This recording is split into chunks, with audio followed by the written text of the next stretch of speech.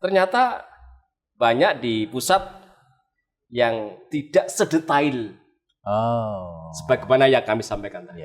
Mereka global ya. Mereka melihat hanya kulitnya, tidak sampai kepada dagingnya.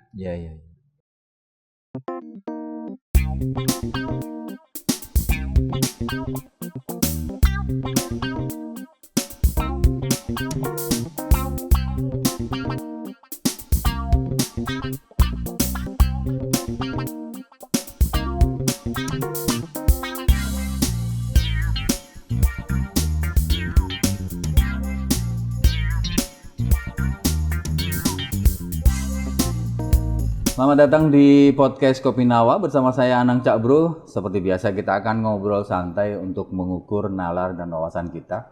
Bahasan kita memang hari ini cukup berat mengenai anggaran, dan tentu saja orang yang akan kita undang untuk membahas ini juga bukan orang yang main-main karena sangat paham tentang anggaran.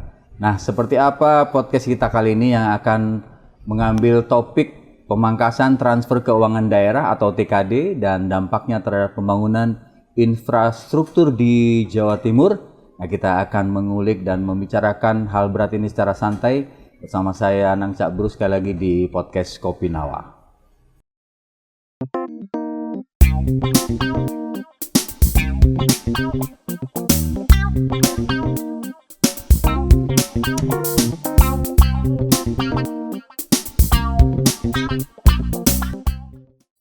Membangun sebuah daerah tentu membutuhkan anggaran, dan hari ini bicara anggaran menjadi trending topik karena banyak kepala daerah yang pusing tujuh keliling.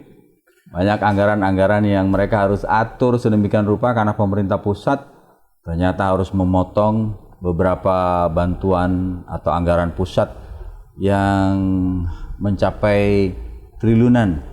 Dan hari ini kita mencoba bertanya langsung sebenarnya ada apa dengan anggaran ini bersama dengan Bapak Misyari Effendi SHMH, anggota Komisi D DPRD Provinsi Jawa Timur dari fraksi Partai Demokrat. Assalamualaikum Pak. Waalaikumsalam Mas Anang. Sehat nggih? Alhamdulillah sehat lahir batin.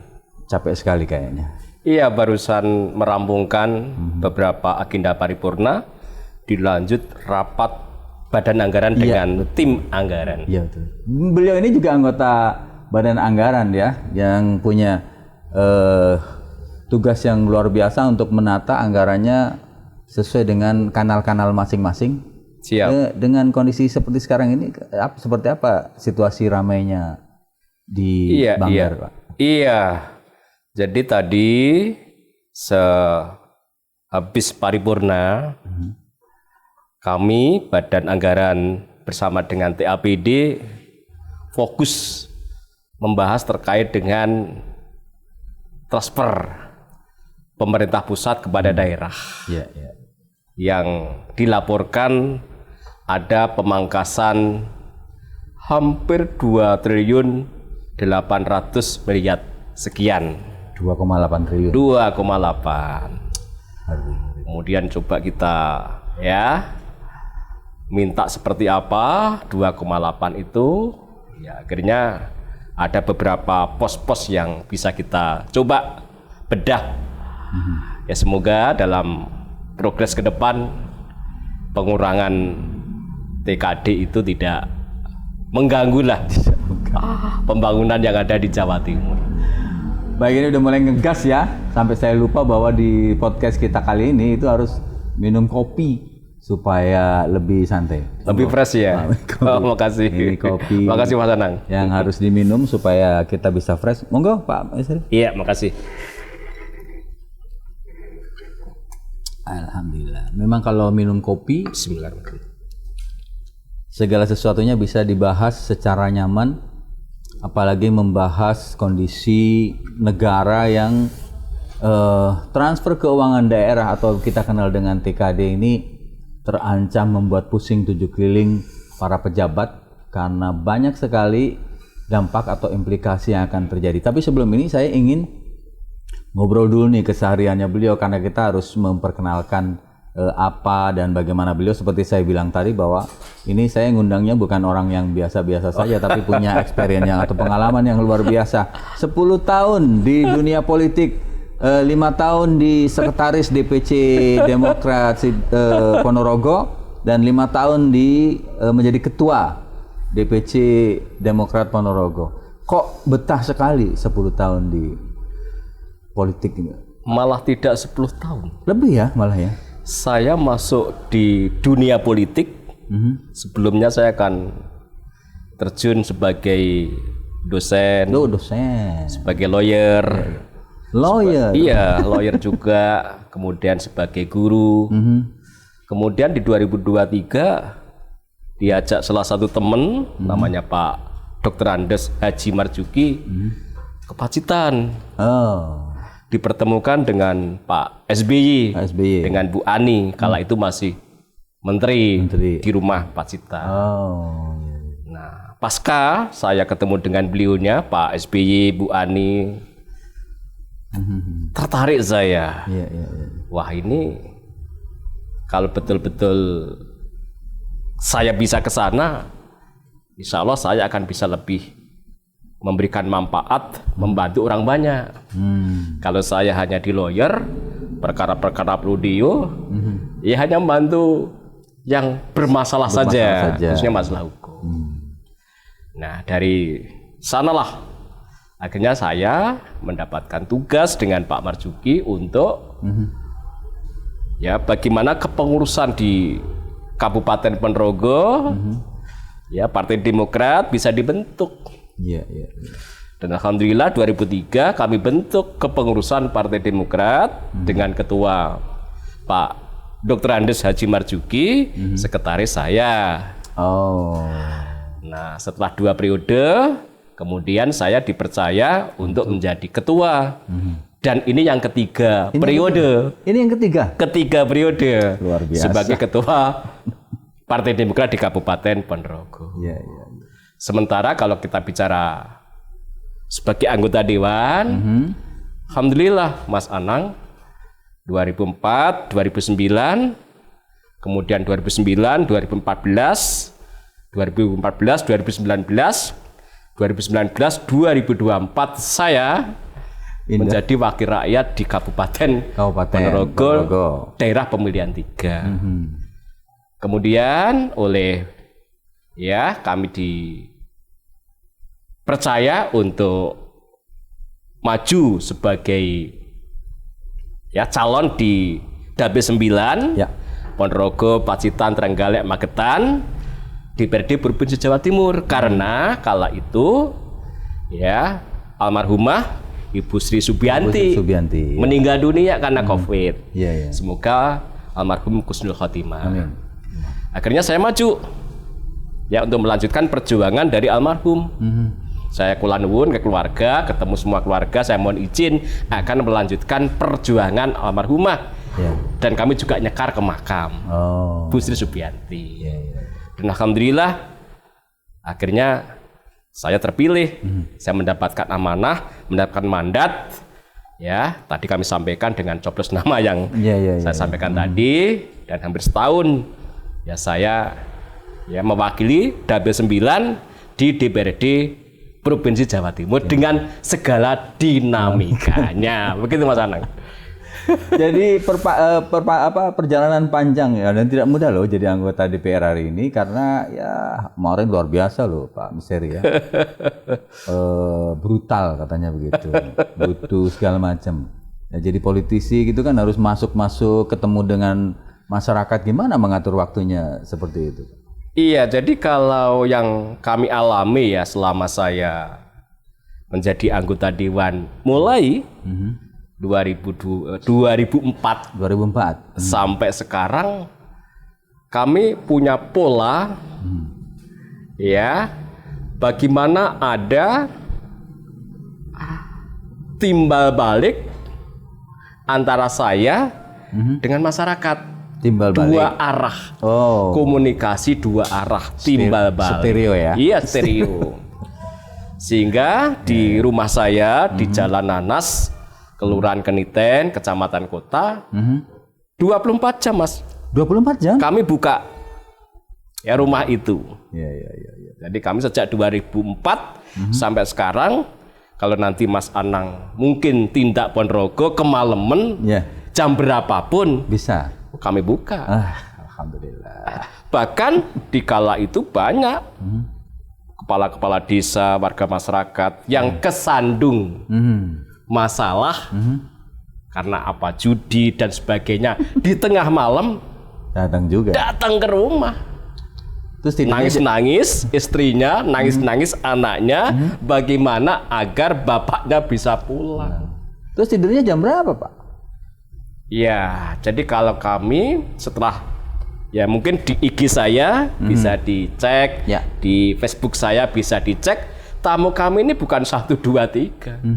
Kalau sudah datang ke rumah, rata-rata 40, 50, 60 diantar oleh Pak Kepala Desa. Tidak hanya satu gelombang, Masih makan juga ya? beberapa gelombang. Gelombang ini dari ini, gelombang ini dari ini. Kemarin ya dari Pacitan, para kepala desa datang dari Trenggalek, Ya.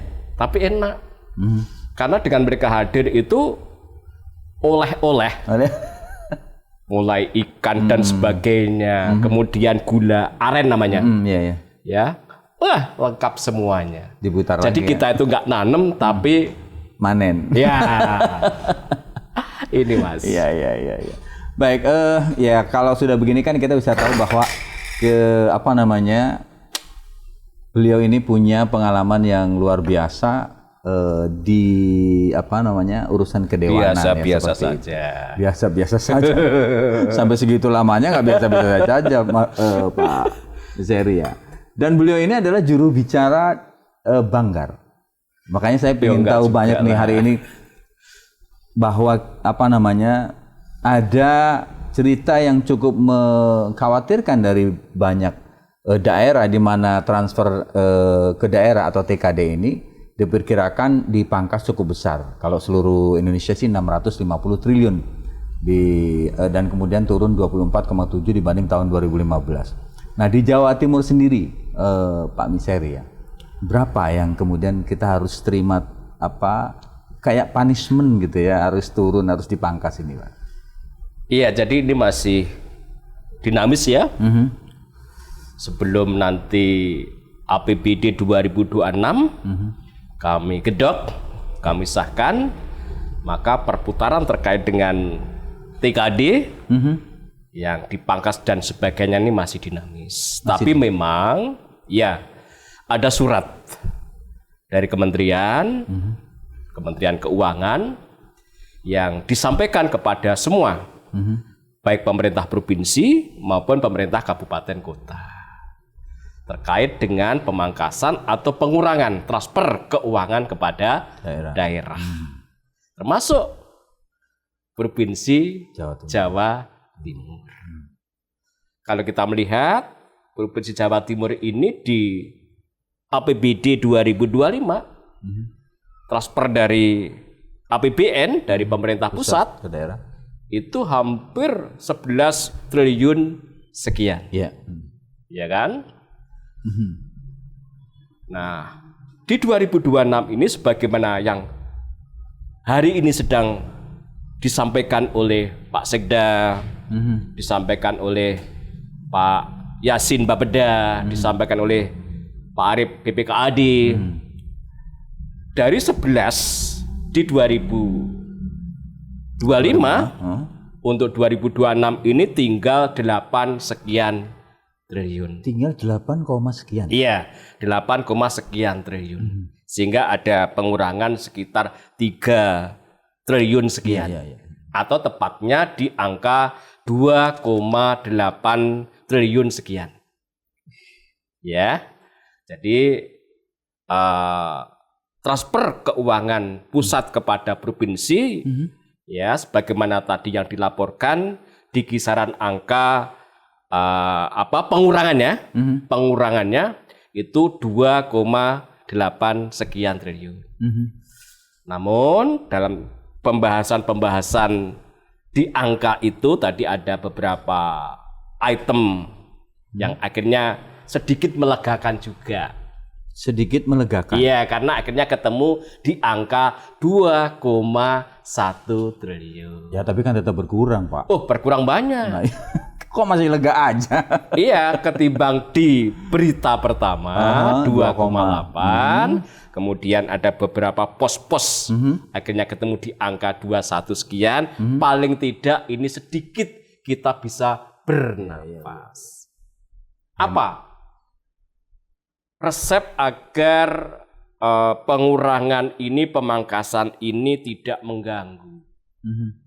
Tadi juga kita sampaikan, memang idealnya kemampuan fiskal ini ya kita tidak terus menggantungkan kepada pemerintah pusat.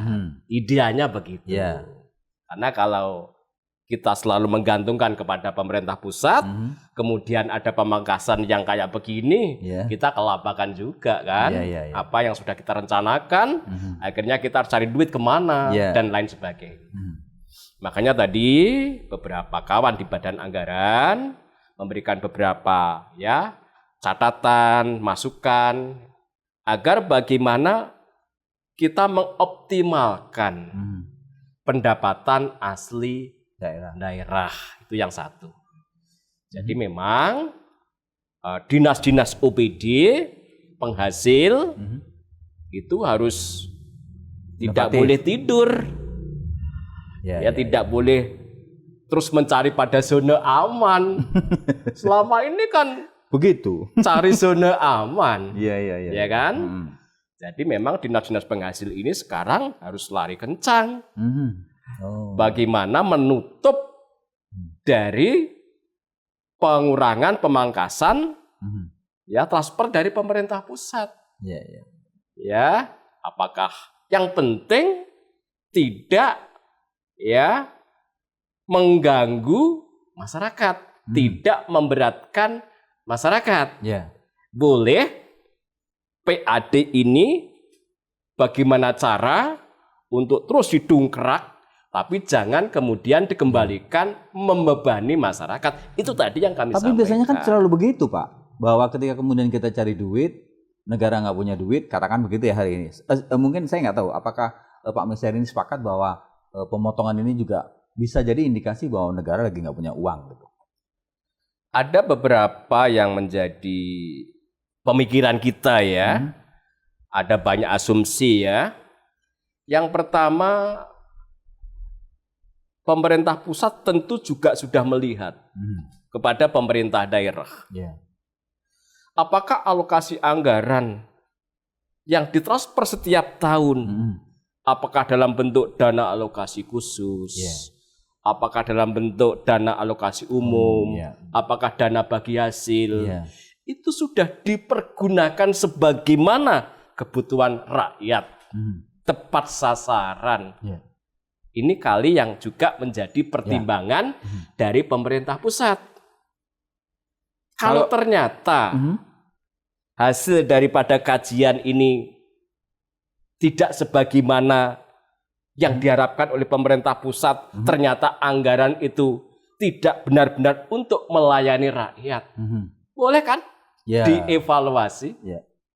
Kalau menurut Pak Misteri sendiri, Dewan mempunyai hak pengawasan kan terhadap budgeting lah istilahnya seperti itu. Kalau selama ini Jawa Timur sendiri, kalau misalnya dipotong seperti ini kan artinya harus ada hal-hal yang kemudian dihemat gitu ya.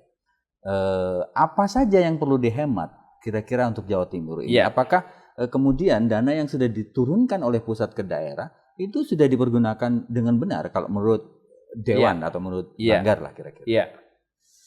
Jadi pertama, apa yang menjadi tematik untuk APBD 2026, rencana kerja pembangunan daerah, inilah yang harus menjadi prioritas dalam anggaran yang kita persiapkan. Jadi setiap tahun RPJMD Ibu Gubernur itu kan ada tematik. Dan tematik inilah yang akan menentukan skala prioritas terhadap belanja, ya kan? Nah, kalau kita lihat untuk 2026 ini tematik Ibu Khofifah kan terkait dengan konektivitas untuk meningkatkan Jawa Timur sebagai lumbung pangan. Juga kedua di bidang energi. Nah, kalau kita bicara RPJMD Jawa Timur dengan tematik seperti itu, maka anggaran-anggaran yang ada di Jawa Timur harus dialokasikan kepada program-program kegiatan yang linier dengan tematik yang disampaikan oleh Ibu Gubernur. Namun, apabila kita cermati, kita baca, saya kadang-kadang juga, ya, bagaimana kok belanja operasi tembus di angka 22 sekian triliun, sementara belanja modal, ya kan, belanja untuk bangun jembatan, bangun jalan, bangun bendungan, bangun gedung, bangun jaringan, itu hanya di angka 1,7 sebelum ada pemangkasan atau pengurangan dana dari pemerintah pusat. Jadi belanja operasi kan belanja yang memberikan manfaat kurang dari 1 tahun. Gaji pegawai, ya kan? Kemudian belanja barang dan jasa, alat kantor, ya kan? Yang pemeliharaan itu tembus di 22 sekian triliun. Tapi yang konektivitas, jaringan-jaringan irigasi untuk swasembada pangan, ya kan? Bahwa Jawa Timur ini adalah lumbung pangan nasional. Loh, kok segitu? Kok hanya 1,7? Jadi inilah nanti akan kita bedah. Ya. Terus kemudian yang salah siapa dong, Pak? Ya tentunya karena ini belum kita sahkan, namanya APBD ini boleh kan rancangan? Ya.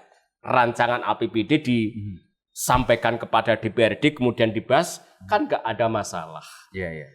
Hanya nanti memang polanya APBD ini akan dicermati di masing-masing komisi. Ya, bersama dengan mitra kerja. Karena saya itu di Komisi D, Komisi Pembangunan, Infrastruktur, tentu akan kami coba bedah.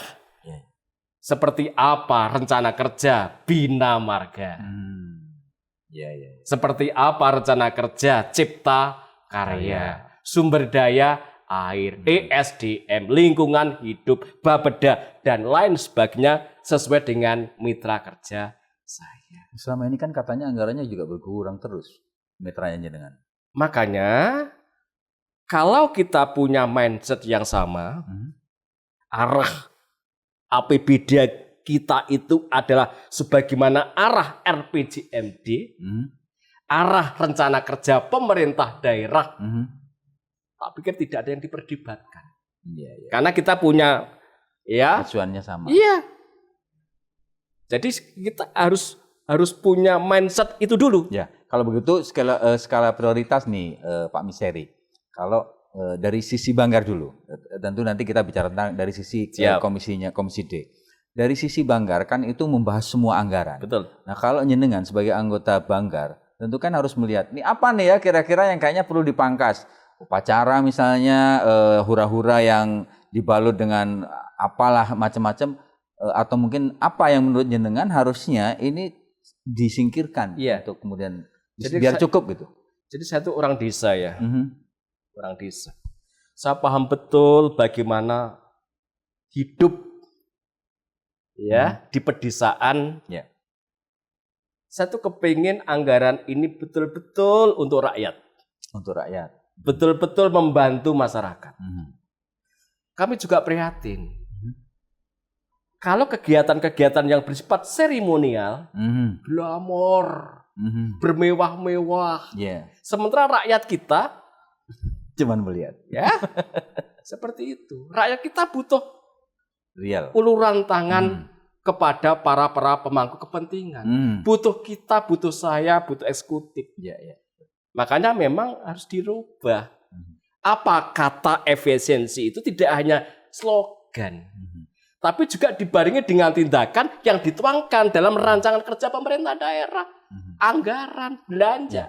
Pak Misteri, ini sering kita lihat ya di di berbagai kegiatan. Kalau misalnya ada kunjungan gubernur itu biasanya yang ngiringin banyak gitu. Kayak rombongan yang mereka kalau nggak datang bisa kemudian nilai rapotnya jelek gitu.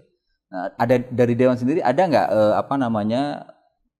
himbauan atau apa kemudian kalau ada seremonial nggak usah lah terlalu banyak kan itu juga SPJ kan ya Pak ya? Sebetulnya maknanya bukan itu. Maknanya dengan membawa OPD ini mensinergikan antara OPD-OPD di pemerintah kabupaten kota dengan OPD-OPD yang ada di pemerintah provinsi. Oke. Mengapa? Lagi-lagi pemerintah kabupaten kota itu kemampuan fiskalnya sangat-sangat rendah sekali. Contoh kabupaten saya, Kabupaten Ponorogo. Dari APBD 2 triliun 400 miliar, kontribusi PAD hanya di 300-400 miliar, 10% dari pendapatan. Pacitan sama, Ngawi sama. Kecil ya? Kecil, hanya 10-15%. Ini kalau tidak dibantu oleh pemerintah provinsi, sinergitas antara pemerintah provinsi dengan pemerintah kabupaten melalui OPD-OPD yang ada. Terus Jawa Timur 38 kabupaten kota ini nanti akan terjadi kesenjangan. Ya kan? Daerah yang fiskalnya kuat mendapat program-program dari provinsi setiap tahun akan melaju pesat, akan berkembang pesat. Tapi daerah-daerah yang tidak mendapatkan sentuhan bantuan dari pemerintah provinsi, hanya menggantungkan dari APBD kabupaten kota dengan fiskal yang sangat rendah, nggak bisa berbuat apa-apa. Maka yang maju semakin maju, yang seperti daerah-daerah fiskalnya rendah nggak bisa berbuat apa-apa. Inilah pentingnya sinergitas antara pemerintah provinsi dengan pemerintah kabupaten. Kalau kita lihat di Jawa Timur ini kan ada Tapal Kuda, ya kan? Ada Madura, ada Arek, ada Mataram. Bagaimana pembangunan kewilayahan ini dengan proporsional antara Tapal Kuda, Arek, Madura, dan Mataram. Kalau itu bisa, maka 38 kabupaten nanti akan seiring sejalan. Kita kembali ke urusan pemotongan tadi dan ini artinya kan kita harus memprioritaskan. Kalau menurut jenengan secara spesifikasi gitu ya, apalagi tadi disebutkan bahwa kita ingin jadi lumbung pangan. Artinya ada infrastruktur yang kemudian harus dibangun. Betul. Kalau secara Komisi D, bidang pembangunan dan infrastruktur, ini apa yang seharusnya dikurangi dan apa yang seharusnya kemudian harus diprioritaskan? Saya kepingin ya pembangunan ini berkelanjutan dan berkeadilan. Kalau 2024 sudah dimulai, 2025 dilanjutkan, 2026 ya harus dilanjutkan dong. Contoh, pelebaran jalan provinsi Arjosari Purwantoro. Berhenti sekian lama tahun. Alasannya? Anggaran. Karena saya belum menyentuh ke sana. Menjadi anggota dewan, saya tidak tahu. Tapi 2025 alhamdulillah. Hampir 20 miliar didanai untuk pembangunan jalan provinsi Arjosari Purwantoro. Itu dari mana? Ponorogo? Pacitan. Oh, Pacitan. Iya. Itu setelahnya dengan masuk ya? Iya, setelah saya masuk. Nah, ternyata 20 miliar sekian ini masih menyisakan sekitar 13-14 kilometer. Masih ada ya? Iya, belum tuntas. Belum tuntas ya. Sampai di Nawangan, Kecamatan Nawangan. Nah, kalau kemudian konektivitas sebagai rencana kerja pemerintah Provinsi Jawa Timur 2026 tidak dianggarin ya untuk pelebaran jalan ini, artinya tidak berkelanjutan pembangunan itu. Makanya kalau kemarin kami lihat kok kecil banget ya anggaran untuk jalan, untuk jaringan hanya 40 miliar. Mas kecil Ana. ya. Se-Jawa Timur rancangan APBD yang disodorkan kepada kami DPRD untuk belanja pembangunan jalan jaringan hanya 40 miliar. 38 kabupaten kota, jalan provinsi. Nah, 2025 contoh Maspati Magetan. Satu titik yang kami kawal 32 miliar. Belum rampung. Nah, untuk yang Arjosari tadi kalau kepengen merampungkan, saya sudah berkoordinasi dengan Pak Bupati, dengan Pak UPT di Pacitan, butuh anggaran sekitar 76 miliar. Wih, besar ya. Jadi kalau sekarang di APBD kita, ini kan mandatory spending. Ya. Ya kan infrastruktur itu. Hanya dianggarin 40. Artinya apa? Ya 2026 nggak tersentuh. Iya, nggak tersentuh. Itu 40 tadi harus dibagi 38 atau? Iya, 40 M ini berapa disiapkan untuk belanja jalan dan jaringan. Sudah ada titik-titiknya? Ada, titiknya di situ belum belum ada. Untuk mana-mana. Tapi logika kita 40 miliar. Sekelas provinsi Jawa Timur yang punya jalan sekian, jaringan irigasi sekian. Sampai mana? Atau mungkin perlu dikurangi ASN-nya, Pak? Makanya karena ini masih dalam proses pembahasan, kami akan coba ya skala-skala prioritas yang seperti ini, ya bagaimana ada beberapa rasionalisasi anggaran yang bisa digeser kepada belanja yang lebih prioritas, lebih pro rakyat. Itu harapan saya. Ya kalau misalnya ini habis hanya untuk bayar ASN, berarti kalau stagnan untuk dong. belanja pegawai sudah aman. Sudah Di aman. angka 9 triliun sekian tadi, sudah aman. Hanya di belanja operasi itu kan macamnya banyak ya. Di samping ada belanja pegawai, ada belanja barang dan jasa, ada belanja ATK, ada belanja hibah, ada belanja bantuan sosial, ada belanja BTT, belanja tidak terduga. Itu semua masuk pada belanja operasi. Ya, yang tidak memberikan manfaat ya lebih dari setahun. Pemeliharaan ya, tidak memberikan manfaat, ATK, makan minum, ya kan? Nah, tetapi kalau itu masuk pada belanja modal, bangun jembatan, itu aset. Ya kan? Bangun jalan Arjosari Purwantoro itu aset. Ya, bisa berkembang untuk masyarakat. Iya, jaringan itu aset. Nah, jadi akan menambah aset. Maka saya seharusnya akan mencoba bagaimana ada proporsionalitas antara belanja operasi dengan belanja modal. Bagaimana caranya untuk bisa membuat itu proporsional? Ya kembali lagi kepada tadi tematik. Kalau tematiknya konektivitas, harusnya Komisi D nih yang jadi harusnya di depan ya. Jalan-jalan yang menjadi tanggung jawab provinsi yang belum rampung, jangan dikasih segitu. Jembatan-jembatan yang juga belum rampung, jaringan-jaringan irigasi yang belum rampung, kita utamakan. Idealnya berapa Pak kalau misalnya kemudian itu harus dikedepankan dan menjadi prioritas? Kalau boleh kami sampaikan, kalau di belanja operasi itu sudah di angka 22, paling tidak di belanja modal kita di angka 5 sampai 10. 5 sampai 10 triliun. Triliun ya? Ya. Itu cukup. Itu cukup. Contoh sekarang kalau kita lihat, kalau kita juga ngikuti di media sosial, Jawa Barat, ya kan? Belanja modal di angka 3. Iya, betul. Sekian. Tapi memang tadi juga disinggung, semuanya harus berpuasa. Rapat-rapat tidak ada mami dan sebagainya. Bisa itu ya? Nggak ada apa sih yang nggak bisa? Nggak, artinya bahwa itu kemudian akan dijadikan semuanya tergantung niat.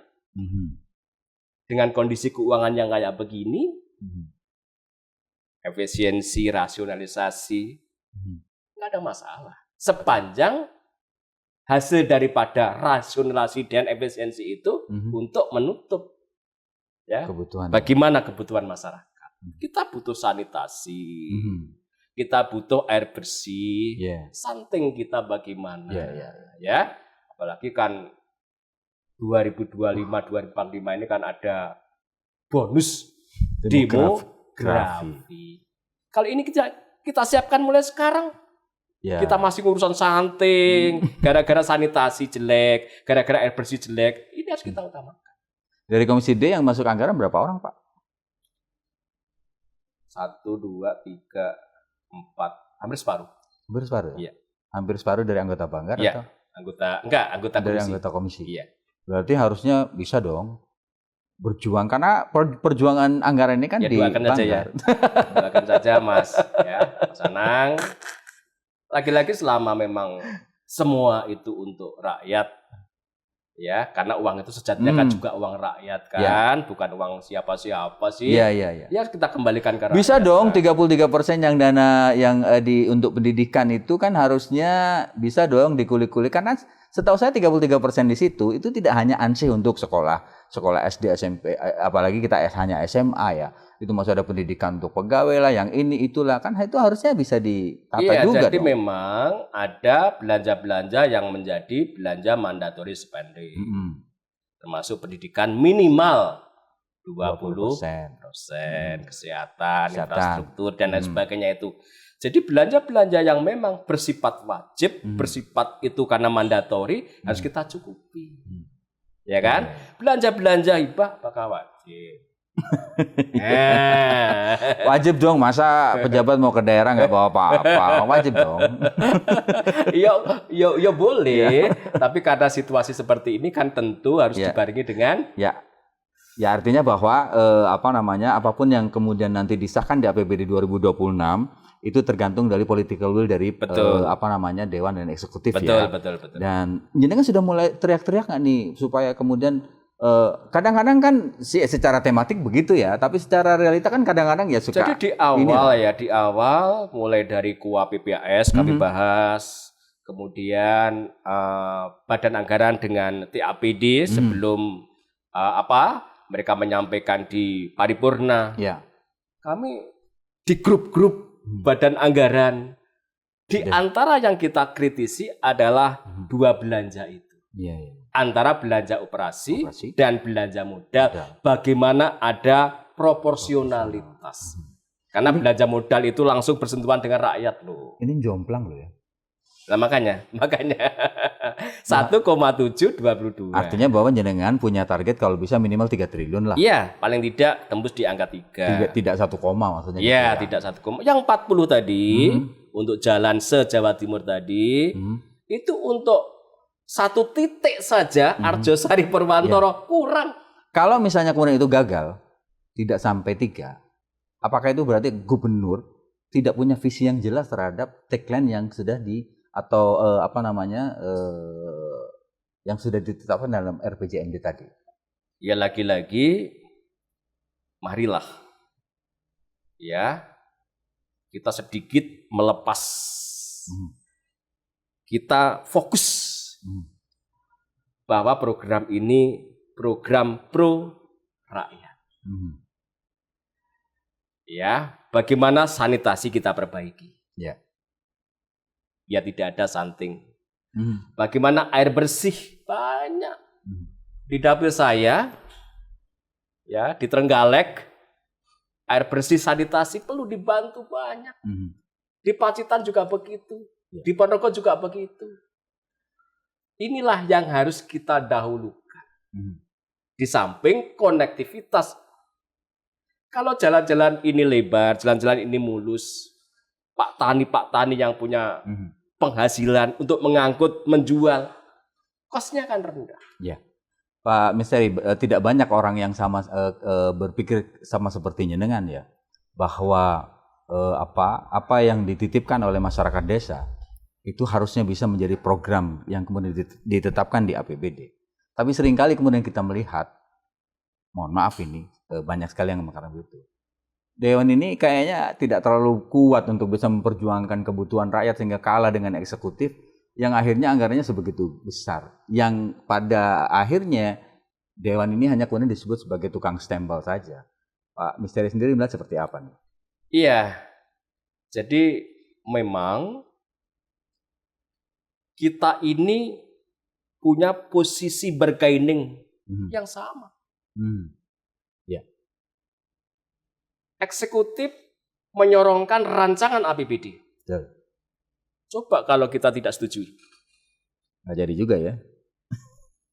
Yang terjadi apa? APBD tahun sebelumnya kan? Iya. Ya kan? Iya. Sama. Kita rencanakan bersama, kita bahas bersama. Hanya setelah nanti kita gedok, maka secara teknis itu kewenangan eksekutif. Secara Kami teknis, tidak akan ikut masuk ke sana. Tapi kan perjuangannya kan di anggaran di sebelum. Tapi kami hanya mengawasi. Ya. Makanya lagi-lagi, ayo kita punya pola pikir yang sama. Ayo kita lihat kondisi real di daerah-daerah pinggiran, daerah-daerah pedesaan itu seperti apa jalannya. Kita di perkotaan nggak terasa, jalan sudah mulus.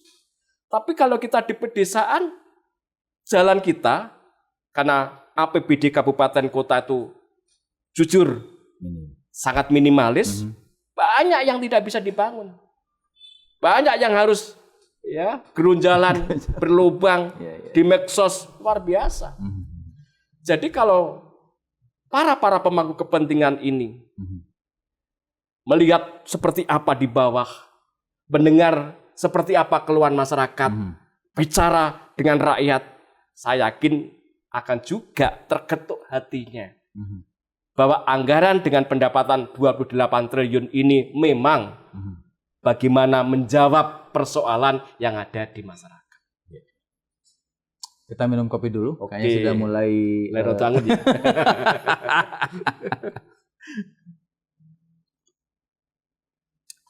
Beliau ini juga pegiat sosial ya. Jadi bisa dilihat banyak kiprah beliau di sosmed Facebook, Instagram, TikTok juga ada. Ya. Namanya apa? Misteri Effendi. Tidak berubah.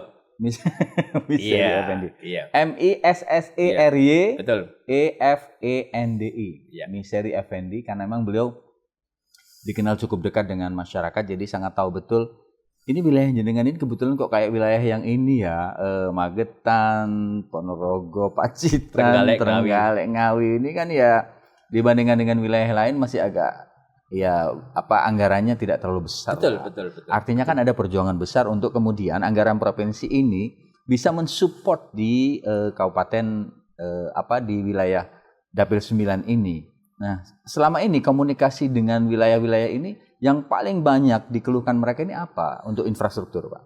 Alhamdulillah, saya sudah ke Trenggalek, ketemu Pak Bupati, ketemu Kepala Bapeda, ketemu Kepala PU, ketemu Kepala BPBD, ketemu UPD. Saya ke Pacitan, ketemu Kepala PU, Kepala BPBD, Pak Bupati, dan banyak itu. Di Ponorogo juga demikian, di Ngawi juga demikian. Yang belum kami ke Magetan ketemu dengan Pak Bupati, tapi kemarin sudah. Jadi kalau mereka presentasi, para kepala daerah mempresentasikan kepada kami, di layar begitu, ternyata banyak jalan-jalan kabupaten yang hingga sekarang ini belum tertangani dengan anggaran yang memang minim. Ya. Sehingga kemarin beberapa kabupaten ini kami coba sampaikan kepada Pak Wakil Gubernur, Mas Emil, bagaimana untuk bisa mendapatkan bantuan. Nah, alhamdulillah beberapa daerah ini mendapat bantuan aspal. Betul. Apa yang terjadi? Mereka datang ke rumah saya, para kepala desa, para tokoh. Aspal ini kan butuh pasir. Aspal ini butuh koral dan lain sebagainya. Mereka siap. swadaya untuk bagaimana jalan itu dibangun dengan bantuan aspal dari Pemprov, maka rakyat siap.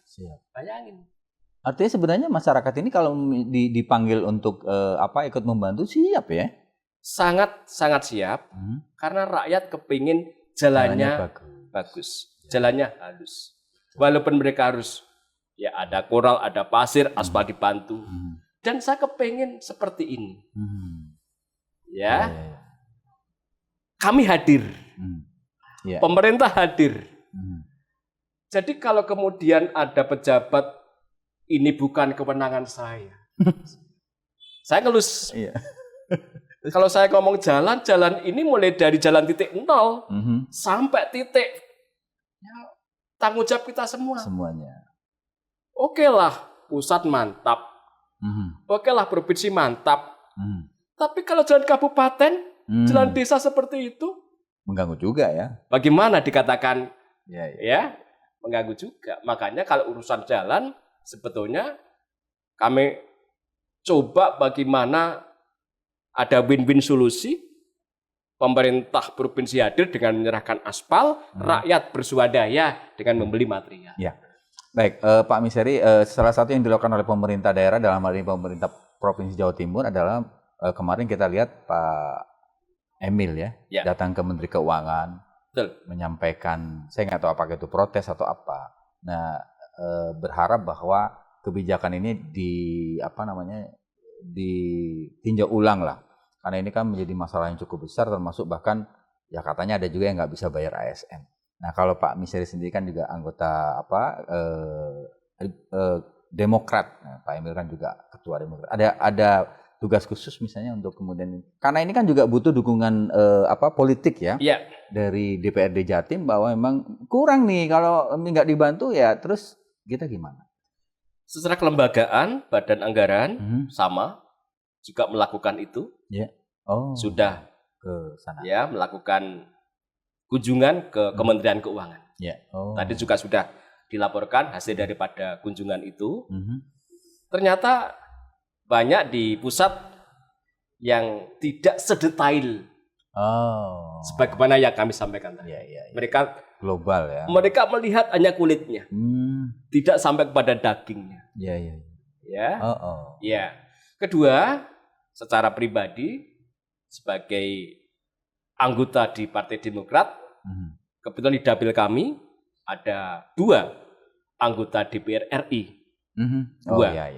Ada Mas Edi Baskoro Yudhoyono, putra Pak SBY, Mas Ibas, yang insya Allah besok juga bersama saya hadir di Ponorogo.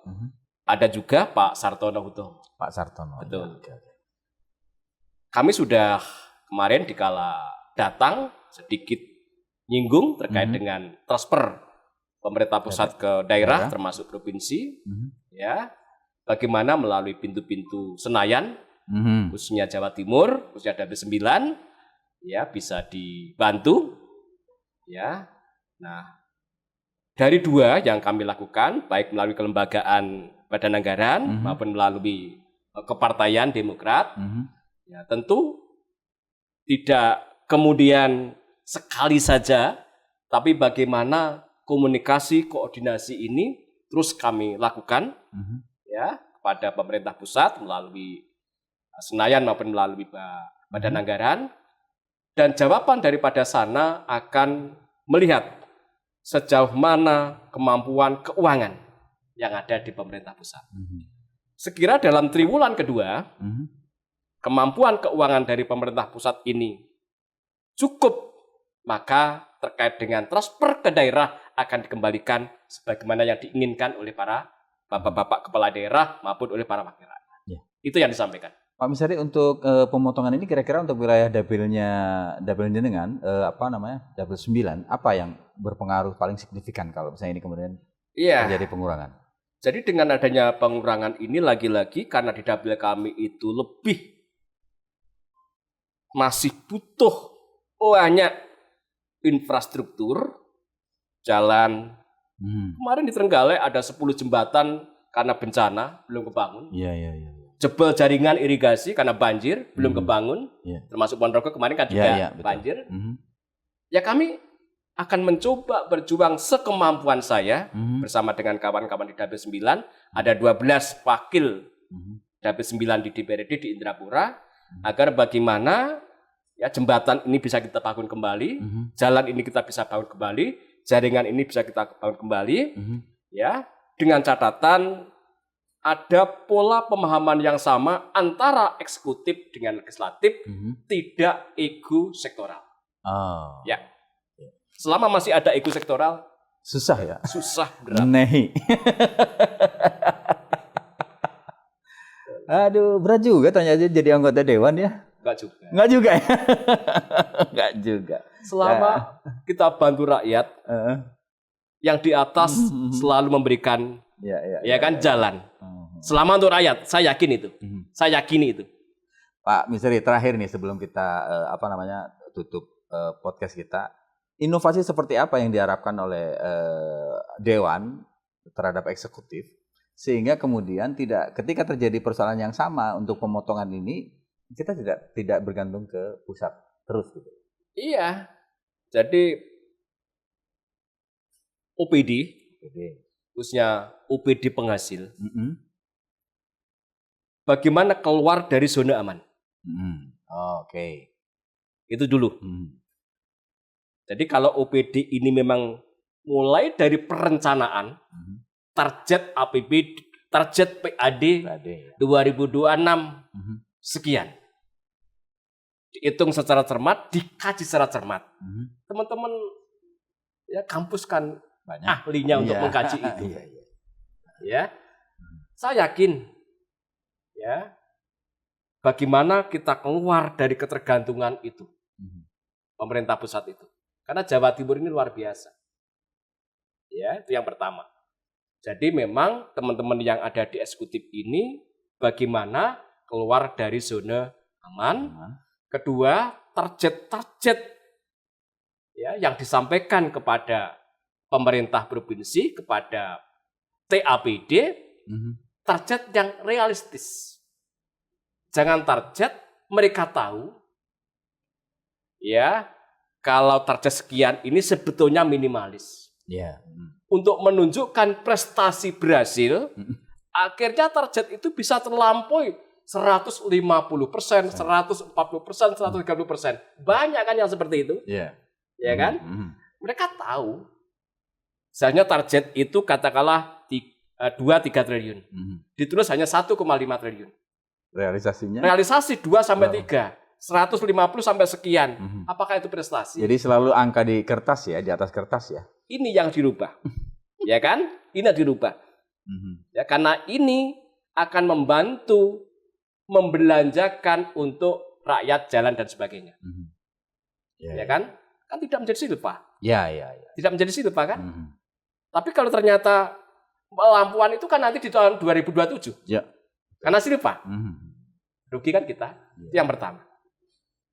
Yang kedua, terkait dengan belanja, bagaimana ada rasionalisasi. Rasionalisasi. Betul. Karena ada pengurangan tadi. Apa yang dibiayai, belanja-belanja apa? Belanja-belanja yang mandatoris spending dulu. Belanja wajib dulu.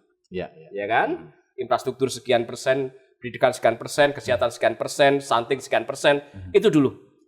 Setelah semua terkait dengan belanja mandatori ini tercukupi, okelah baru belanja yang lain. Contoh, BTT itu penting. Belanja tidak terduga untuk mengcover bencana di Jawa Timur. Itu sangat-sangat penting. Karena rata-rata daerah dalam mengalokasikan BTT sangat kecil. Yang terakhir adalah bagaimana di belanja-belanja ini betul-betul tepat sasaran. Makanya sebelum belanja-belanja ini dieksekusi, perlu ada monitoring. Turun ke bawah.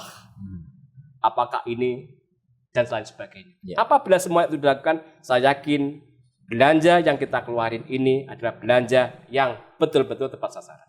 Baik, luar biasa ini ya obrolan kita. Jadi saya bisa membayangkan bagaimana pola berpikir kita seharusnya supaya kemudian anggaran yang ada hari ini dengan pemotongan yang cukup besar 2,1 triliun tadi bisa dipergunakan yang penting-penting dulu lah, yang Penting dulu. nggak penting pinggir dulu lah. Tapi yang paling penting kita berharap tadi dan kita doakan tentu saja ya angka 3 triliun yang diharapkan untuk infrastruktur Betul. ini bisa Mohon terpenuhi. doanya. Ya seperti itu ya Pak Miseri ya.